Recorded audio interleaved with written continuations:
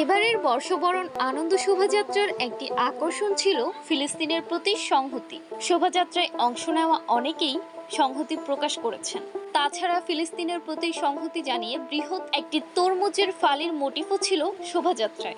সোমবার সকাল ৯টায় চারুকলা অনুষদের সামনে থেকে শুরু হয়ে এটি শাহবাগ, টিএসসি, শহীদ মিনার, শারীরিক শিক্ষা কেন্দ্র, দোয়েল চত্বর হয়ে পুনরায় চারুকলায় গিয়ে শেষ হবার কথা রয়েছে।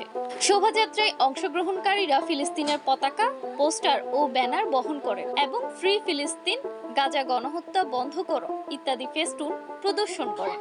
আয়োজকরা জানান, তরমুজ ফিলিস্তিনিদের কাছে প্রতিরোধ ও অধ্যাবসায়ের প্রতীক। মূলত এটি তাদের পতাকা বোঝাতে ব্যবহৃত হয়ে থাকে। এর কারণ হলো ফলটির বাহিরের অংশের রং সবুজ আর ভেতরের অংশগুলোর রং লাল, সাদা ও কালো। এই রংগুলো ফিলিস্তিনের পতাকার রঙের সাথে সাদৃশ্যপূর্ণ। তাই এবারের শোভাযাত্রায় অন্য মোটিফের পাশাপাশি ফিলিস্তিনিদের সংগ্রামের সংহতি জানিয়ে তাদের প্রতীক হিসেবে তরমুজের মোটিফ রাখা হচ্ছে। শোভাযাত্রায় 7টি বড়, 7টি মাঝারি ও 7টি ছোট মোটিফ সহ মোট 21টি মোটিফ প্রদর্শিত হয়। এবারের শোভাযাত্রার মূল মোটিফ হলো স্বৈরাচারের প্রতিকৃতি। তাছাড়া পায়রা, মাছ, বাঘ, মুগ্ধর আলোচিত পানির বোতল প্রদর্শিত হয়েছে।